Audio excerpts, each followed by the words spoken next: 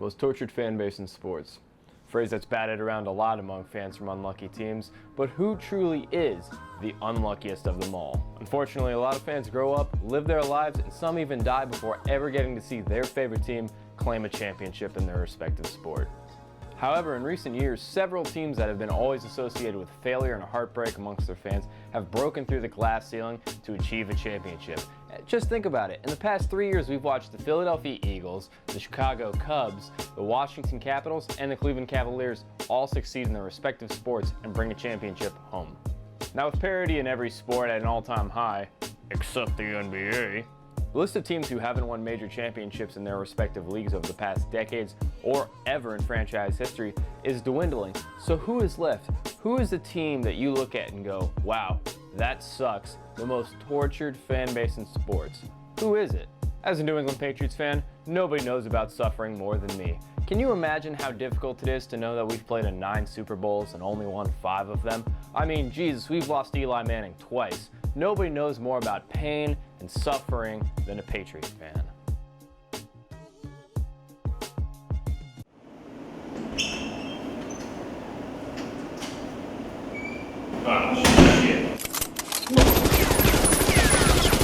But before I reveal who truly is the most tortured fan base and tortured team in all of sports history, we're going to look at 3 distinct categories. 1. What's the team's history? Where do they come from? And how did they get to this point? 2. What blunders have befallen the team due to general mismanagement, coaching hires, players not reaching expectations, and more? And 3. Simply just bad luck. What events have befallen this team that defy all logic and reason? When you count these factors and think really hard, in my opinion, there's only one team that rises above the rest: the Detroit Lions. While there are many teams I'm sure people would select, no team I truly believe exemplifies the failures and frustrations of such snake-bitten franchises than the Motor City's own football team. Let's look back quickly at breakneck speed, how the Detroit Lions have gotten here, and what their fans have had to suffer through. Believe it or not, there was a time where the Lions were an absolute powerhouse in the league, winning 3 titles in 6 years and had the face of the entire league at quarterback in Bobby Lane. The problem? This happened back in the 1950s. You remember the 1950s, right? That time you went back to the past to Hill Valley, tried to stop Biff Tannen from getting the sports almanac, and made sure your parents hooked up at the Enchantment Under the Sea dance. I may be remembering that wrong. Since Bobby Lane left in 1958, the Lions fans have been cursed with what is known as the Bobby Lane curse, in which he said Detroit wouldn't win for another 50 years without him under center. Well, Bobby, it's been about 60, so quit being a dick and lift it already.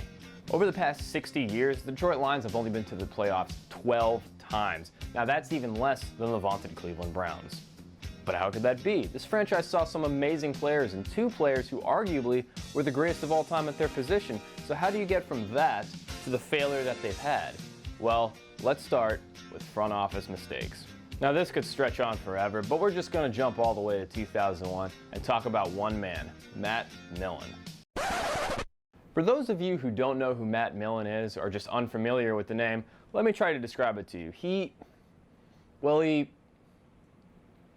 the shittiest president and CEO in all of sports history. Millen took over in 2001 and ran operations of the team for 7 seasons before ultimately being fired roughly 3 weeks into the 2008 season. During his tenure of running the team, Detroit went 31-81, roughly a 28% win percentage, which would be the 3rd worst 7-year stretch in NFL history, trailing only the Chicago Cardinals of 1939 to 1945 and the Tampa Bay Buccaneers of 1983 through 1989. During the first 3 seasons of Matt Millen's tenure, Detroit didn't even win a game on the road, going 0-24, and overall, they went 8-50 on the road. Let's just look at some of the player selections that Matt Millen made in the draft. Jeff Backus played 12 seasons for Detroit and started 191 games. We'll give it a solid A. 2002 and 2003, Joey Harrington and Charles Rogers. F. 2004, Roy Williams. Scored 29 touchdowns in 6 years in Detroit, broke 1,000 yards once and 100 catches never. Give it a C+. 2005, Mike Williams. The 3rd receiver taken in the 1st round in as many years, Williams played 2 seasons for Detroit and never broke 500 yards receiving. F. 2006, Ernie Sims. Played 4 seasons in Detroit and never made a Pro Bowl, but started 59 out of possible 64 games. We'll give it a C. 2007, Calvin Johnson. A transcendent, once-in-a-lifetime superstar who racked up over 11,000 receiving yards and 96 total touchdowns. A player who's arguably one of the greatest, if not the greatest wide receiver of all time. So with how good this pick was, I'm convinced Matt Millen was in the bathroom taking a shit. Or taking a Matt Millen. Because he's shit.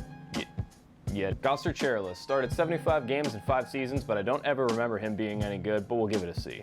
And that's just first-round selections, not including all the other misses that he made in the draft. Millen himself has been quoted as saying he has made more bad draft decisions than anyone else in 2 centuries. And to make this worse, Millen was the second highest paid GM at the time, behind only Jerry Jones. An absolute failure of a president and CEO who had no idea what he was doing. He'd be fired at the start of the 2008 season as previously stated, but Detroit would go on to win 0 games that year, finally achieving the perfect record. This mismanagement bled over into the coaching staff as well. Marty Morningwing, Steve Mariucci, Dick Duran, Rod Marinelli, Jim Schwartz, the world's worst mustache and coach combined, Jim Caldwell, and now to Matt Patricia. Hot off the heels of giving up 500+ yards to Nick Foles and company in the Super Bowl and costing Brady a 6th ring, the front office still has no idea what the hell they're doing. But could this all just be bad luck? Now, bad luck is something that's subjective to those who view it. Bad plays, referee gaffes that defy all logic and the rule book at the same time, and just plain stupid shit that happens on and off the field, the Lions have them all in spades. Where else can we start on this besides Barry Sanders? Sanders, in my eyes, the greatest running back in NFL history. 10 seasons, 15,000 yards plus, 99 touchdowns, just like Calvin Johnson. And all the highlight reel runs you could ask for. What else could a Lions fan want? Maybe that he doesn't quit randomly in 1999 and send the team into a tailspin which they're still unable to recover from. Now that sucks that Barry Sanders is gone, but hey, at least 10 years later, we get Calvin Johnson, a superstar out of Georgia Tech. Man, him and Matt Stafford are such an amazing combo. I can't wait to watch him for many years to... Calvin, where are you going? Calvin! That's right, not only did it happen once, it happened twice. Lions fans have had to watch 2 of the greatest players in NFL history walk away at the height of their game with plenty left in the tank, derailing any momentum that they had built up over their careers for their teams. One can always wonder what could have been, but you can't help but wonder if Detroit could have maybe made a conference championship or even a Super Bowl had either of these guys stayed with their teams for a few more seasons. But that probably wouldn't have happened due to the biggest harbinger of bad luck for the Lions, the refs. Now what do I mean by that? Well, let's look and see.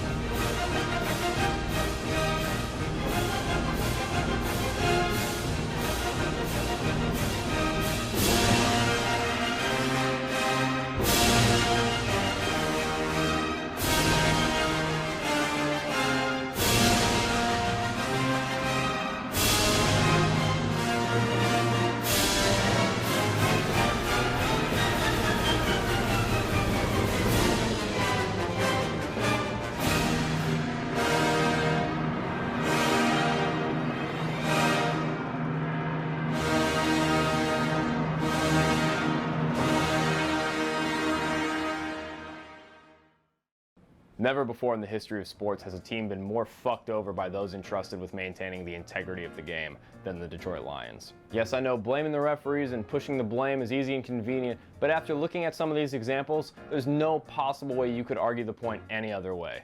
But where to start? There's nowhere better than the game that made us first ask, what is a catch? All right, fuck yes. Let's start off the season strong. Calvin Johnson, get him into the end zone. Isolated with Zachary Bowman. Blitz coming. They throw it up to Johnson. Into the corner. Touchdown, Calvin Johnson! Fuck yeah, there we go. Wait a minute. Wait, what are the refs doing? Oh, I get it. They're just making sure he was in bounds. You know, it was in the back of the end zone. They just want to be sure, you know. You got to maintain the integrity of the game, right? Well, if you don't mind, I'm going to follow along with my handy-dandy notebook to just see if indeed it was a catch. As we see it again, Johnson goes up for the grab, comes down with the ball. He's got his butt on the turf, his knee touches. All right, well, let's see. Possession, first one. Well, yeah, he clearly has it. Has the ball, hits the ground. Okay, sounds good. Feet down, all right. Well, you know, his feet hit first, but his ass also hit, so we'll count that. Yeah, that sounds good. Inbounds, definitely. Okay, let's check that off. So by my math, that's a touchdown. All right, all checks out here. So referees, you were saying?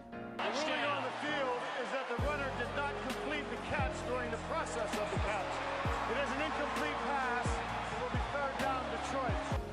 review. The ruling on the field stands. It is an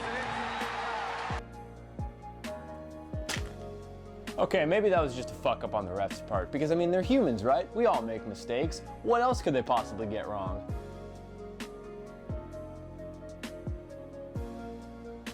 Here they go with Forsett. He didn't think he was down, and he's still going, and the officials are acting like it's still a live play. Forsett taking it all the way. But he was dead. His knee was dead. It doesn't matter. You can't challenge a touchdown. They get reviewed anyway. Is there any way he's down? Elbow, forearm, he's going to be down. Yes, he is down.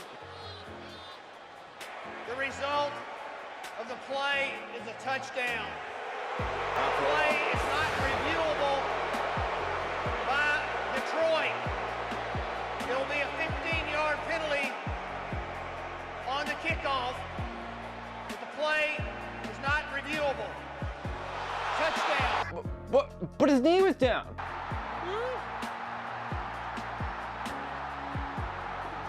But he dropped it. You fuck said Calvin wasn't complete, but that was. This is amazing.